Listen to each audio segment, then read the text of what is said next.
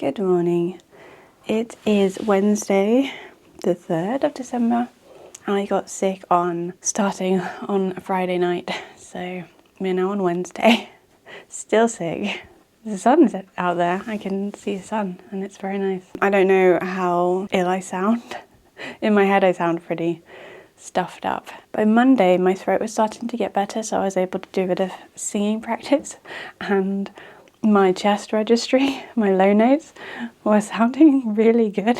I was getting really good low notes because of how low my voice is sounding because of this illness. And my nose is still funny. I've had a nasal unblocker spray, and that's been allowing me to sleep at night. It lasts for about 8 hours, so I can breathe through my nose. As of the middle of yesterday, I stopped being quite so needing to wipe my nose and blow my nose all the time. When the nasal unblocker wears off, it completely blocks up again. I'm doing my workouts, but only gently. I'm not overdoing it. I'm not going swimming today. This is usually my swim day. I need to go out and glaze those mugs, and I made a huge mistake in my foggy brain of being ill. What day was it? Monday, I think. I put the greenware mugs, so the mugs that had thrown and added handles and paw prints and everything too, and then left them to dry for their first firing. On Monday I put them in the firing and I fired them to stoneware temperature instead of bisque temperature. So you have bisque and you have stoneware. Bisque is a low fire which hardens the clay to the point where you can paint on it easily. It's very absorbent still, but it's not going to crumble in your hands and dissolve with all the wet that a green piece would be prior to firing. Stoneware is usually the final firing, unless you're doing other things to it. That's where you make the clay hard, not porous anymore, so that it's not going to absorb water when you're using it, which also means glazing it is going to be incredibly difficult. I've never done this before, but I have reglazed something, so I've fired it to stoneware with the glaze on, not like the way the glaze looked, and then reapplied some more glaze and refired it to fix it. And it is hard. A way to make it a bit easier is to heat the item up so that then when you put the glaze on it dries quickly. The problem with it being stoneware fired is because it's not porous anymore. You put the glaze on, which is a wet liquid, it just sits on the surface for ages because there's nowhere for the moisture to go apart from into the air. It's not going into the clay body like it would on a bisqued piece. So I've got 6 mugs and a little plant pot that I've got to struggle to try and glaze. I've got to apply 3 coats to each of these pieces, and 2 of the mugs actually need underglazes underneath that. Yeah, note to myself for the future, don't load up a kiln when you have foggy cold brain, because whenever I put the kiln on, I go through the program, like check which number program it is. Is it 1 for bisque or 2 for stoneware? And then I go through the settings to check the temperatures that it's going through, and that it's got the highest temperature and then a drop hold for a stoneware, which is what I do for my stoneware firing. And I checked that, I was like, yeah, that's right. Even though I just put greenware pieces in there for a bisque fire, I confirmed that yes, it needed to be programmed too for a stoneware. My brain was not with it, and ooh, did my brain just glitch? Or did something just fly in front of the sun? I swear I just went black for a second up there. I'm gonna have to look back at the footage and see whether a shadow went over my face or not, because like all of that, because there's a sun right there, all of that went black. And I don't know if that was my brain or if something flew in front of the sun. I'm hoping it was a bird. Does my voice sound deeper at the moment? It sounds deeper to me. It also sounds very croaky. That was my big mistake that I am kicking myself for. And I'm too ill to go out into the garage and sit in the cold and do the glazing. And I need to do it soon because one of those has actually been commissioned for Christmas. Okay, I just saw a bird fly in front of the sun then. So maybe it was that. But it wasn't the whole thing. Like, it was literally all of that looked black. This was just the little bit where the sun is, so I don't know. I don't know. I just saw another bird, but it didn't go in front of the sun. yeah, I need to get well so that I can stay out in the cold and worry about making my cold worse and get those things glazed. I also want to start doing some woodworky stuff. I want to make chopping boards out of this oak that I've got out there, and I want to make a knife block and I want to make some jewellery. I'm going to satisfy my crafty needs inside today so that I can stay warm. And I'm going to finish making my swimming costume, adding the elastic to the neckline. This, my swimming costume that I made like 2 weeks ago, but I just haven't added the elastic into the neck. I've got it in the shoulders and the crotch. I was just debating whether or not to bring the back a bit lower to show off a bit more back. I've been thinking about wanting an off-the-shoulder sweatshirt, which has got sorry, my nose is tickling. So it doesn't have a ribbed collar, and it will sit off the neck. It'll just have like a little fold over hem. And I was looking to buy one, and I didn't get one during Black Friday, and now all the prices are back up, and I'm like, I don't want to spend money on myself. And then I remembered I had been making a cropped sweatshirt, but I didn't like the way the neckline had ended up there. I didn't like how the neckline had ended up when I did it, and I think I made it like a year or two ago. So I've just been sitting in the office unfinished, and I thought, oh, instead of just letting that sit there with a bad neckline, I can just widen the neckline and do a little hem, and then I'll have my off-the-shoulder sweatshirt, and it'll be cropped, which you can't really buy very often, cropped sweatshirts. And I even might put a decal, some kind of print on the chest maybe. A couple other sewing projects I need to do. I haven't worked on my coat. So many other things to do that making that just not on my radar at the moment. And I've got orders to pack. I've got lots of orders. I had a headache with that the day before yesterday. Everything has said that the de minimis being removed means that every single product has a customs fee on it. But then when I try to put certain items like my calendar through click and drop with Royal Mail to print my labels, it comes up with no fee applied. And I spent ages on the phone to the guy, and he couldn't help me, a guy at Royal Mail. He just told me to call HMRC and ask them if my codes were wrong, but they weren't because I'd taken them from HMRC. But I think I've got it sorted now. I did temporarily, for like a few hours, turn off US shipping again because I was worried. I had 15 US orders and I didn't know if I would be able to send them with the taxes paid, but I've turned it back on again now. Hopefully when I sit down to pack a load of orders now, I don't have any issues with the taxes being added to the shipping labels. If you've ordered something from me from the US, if you're in the US and you've ordered something for me and it arrives and it's all fine, can you please email me and let me know that it came through and you didn't have a fee to pay? Obviously let me know if you did have a fee to pay because I need to know, and I don't like that. We need to do something about it. But if you received it and you didn't have a fee to pay, please let me know, because it would set my mind at ease to know that your parcel arrived safely, fine, without any hold up in customs or any fees, just to know that it worked. So please do let me know. And look at you, William, because you're the first one that's ordered from me, and yours is already on its way. Anybody else as well? No, I've sent 2 so far. I'm going to get more done. Sorry, no articulation with cold, braces and my general mumbliness. I'm going to do my planks now and then I will be back. This is the sweatshirt that I started, I don't know how long ago now. So it's got a little cropped cinched-in waist but oversized up top. So I based it on my sweatshirts that I made before that were oversized and then just cropped it. And when I did the neckline the first time, I added in the ribbing, and for some reason it stuck out really wide, and it had been a while since I'd made a sweatshirt, so I don't know what exactly I did wrong, but it looked horrible. So I think at the time I was making something for Paige, and so I asked her while I was doing that if she could unpick it, because I hate unpicking, especially overlocking when you've got all of those extra threads. This kind of unpicking. It's just been sitting with the plushies since I did that. Everything else is fine. I like the length of it. I can roll it up and have it sitting a bit higher because I do like cropped tops now. But what I'm going to do, I think, is open, hopefully this microphone is not being muffled.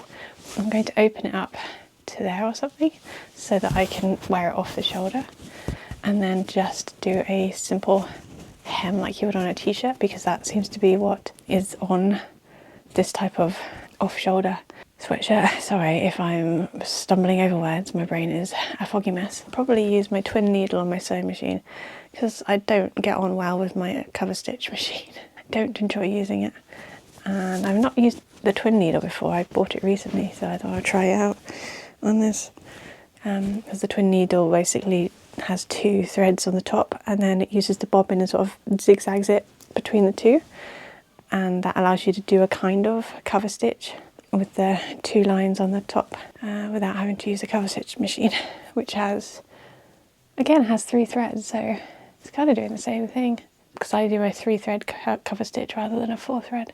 That's the elastic in. I just got to fold it over and stitch it down again. In the V-neck, I just snipped the elastic slightly so it could go around it. I don't know how it's going to fall, but hopefully it'll be nice as a slight V.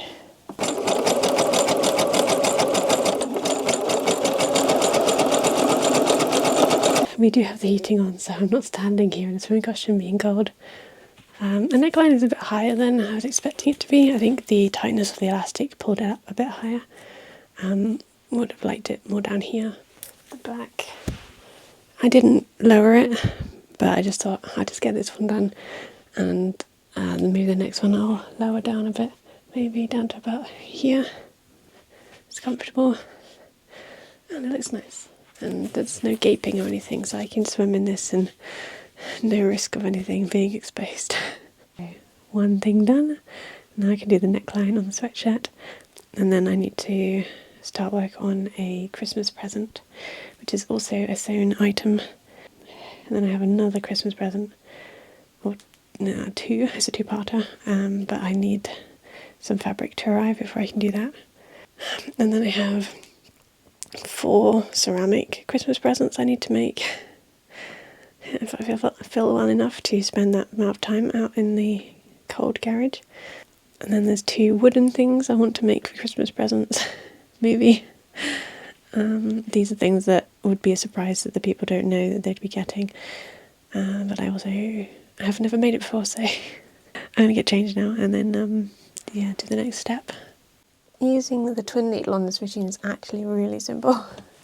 You just put it in, put the extra thread up here, thread it through exactly the same way, put 1 thread in each needle, and then press this little button down here, which is for the twin needle, and then you can do a straight stitch with twin needles. And on the back, the bobbin zigzags between them, so it's doing a faux cover stitch. I mean, it's looking alright. Whether or not it sits nice and flat is another question. We will find that out once I have gone all the way around. I used the cover stitch on my sleeves. See the 2 lines of thread either side? Makes the hem lay flat. This is what it does to the inside. It makes oh, is there a hole? I've discovered a hole in my waistband. Oh dear, I'll have to go over that. A normal, regular overlocked hem. And that's how the sleeves are attached to the body. And then if you cover stitch over the top, it makes that seam lie flat, so it's not sticking up like that one. Yeah, I have to fix that hole. Check there's no other ones. I don't know how I've managed that. I've pegged all the way around so that I've maintained the right seam allowance, because you can't see the seam as you're stitching. You have to just hope it's in the right place. I can kind of feel where it lies. It's not as neat and professional as a cover stitch, but it's doing enough for me for this top that I just want to be done and not have to spend too much more time on. And I also don't have to get down that machine there, which I don't have room for currently on my desk, because I have the overlocker sewing machine, and then also my laser is on this table because I needed to laser some things and I didn't want to put it away. We are done. It's a very subtle off shoulder. Might look a little silly with the t-shirt underneath, but it also works. It's just a wide neck like that, and it lays nice and flat, so I'm happy about that. And I fixed the hole. This is how I intend to wear it.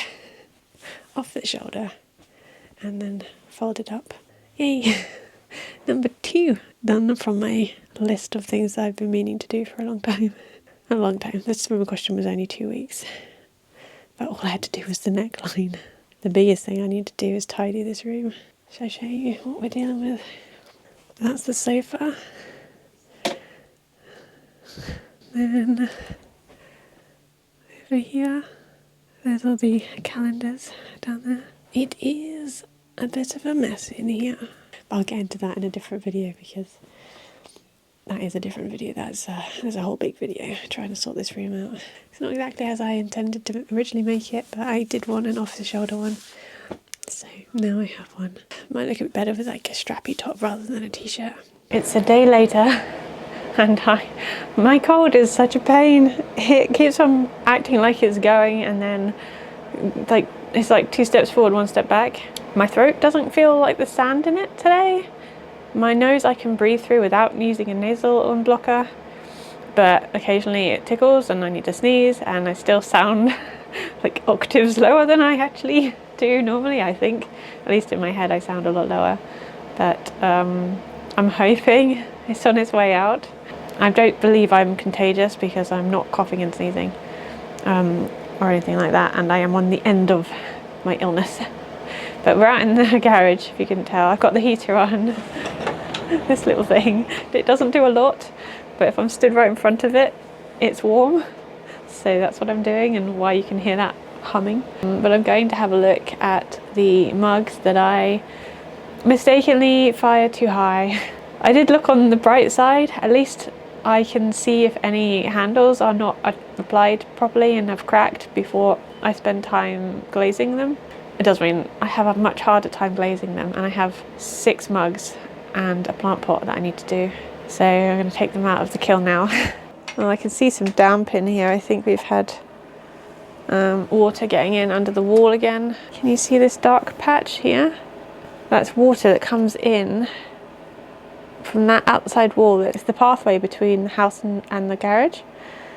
And water for some reason seeps in under this wall and then sits underneath my, oh yeah, you can really see it. It's hitting the edge of the pit floor, hitting the edge of the pit boards. You can see it there, all of that wet under there. Hopefully it doesn't ever get into my foot pedal because that would suck. But there's no other electrical bits that are touching the floor down there to get damaged. And no, I don't think that's what stopped my dehumidifier from working because all the electricals are way up off the ground. I've probably mentioned it before. My dad built this garage and he worked on cars. So this pit is actually deep under these boards. And my brother kindly replaced them for me before I started using this room because they were all rotted and I was terrified to stand over the hole because yeah, there's a big drop down there. That's what the garage used to be used for. Working on cars and spray painting them and whatever other tinkering things my dad would do. I still have memories of him being out here. Which is the one thing that I would miss a huge amount leaving this house. The main thing is not having my dad's workshop anymore and not having the workbench that he did all of his tinkering on because it's built into the walls. I can't take it with me. I'm going to open this kiln now. I do like the colour of just the bare clay fired to stoneware. That's actually really nice. If this was like drinkable, I might actually do some mugs like that. It would mean I'd need to do a lot of sanding because it's very groggy, so it's quite rough. I'd have to sand all of this smooth, but that looks really cool. Just bare clay, but I'd have to glaze the inside obviously to make it a drinkable surface and the rim so that it feels nice on your lips. But actually that looks really cool. Handle is perfect, but I've got to glaze that now. That's not going to be easy. There's the little plant pot. Let's check the important ones because those I need for the commission. Got a little bit of kiln shelf wash on there. Yeah, they look good. Handles are solid. I've never fired anything in this clay and then just left it bare. To see all that clay is so cool. And then the little guy. Yeah, that one looks good too. Oh, it's such a cute little size. Oh, love it. 2 more paw prints. They look good. They're so scratchy though. So groggy. I always have to sand the bottoms and any exposed areas because it is such a scratchy, oh sorry, I'm trying to speak and I can't. Scratchy clay. Let's attempt to put some underglaze on this. I've got the heater pointing at me on my little seat. Now I need to sneeze. Oh, this cold needs to go away, please. Go away, please. This is not fair. This is why we bisque fire in order to glaze, because it just beads up. It doesn't soak in. The clay is no longer porous. I would have used a syringe if I'd got a really deep impression. I'm just realising now that I've actually thrown these in a different clay to my original ones. So it's not going to look exactly the same as the ones that the person who commissioned this had ordered based on. So that's awkward. This is so difficult. I need to heat this thing up to try and make it more absorbent, or more drying I should say. I'll just make it dry more. This is not going to be my neatest writing, but it is drying a bit quicker. That's what it's looking like. I need to clean up the bottom of that D. I need to do the other side, so I'm going to heat that up as well. It does make it easier using the heat.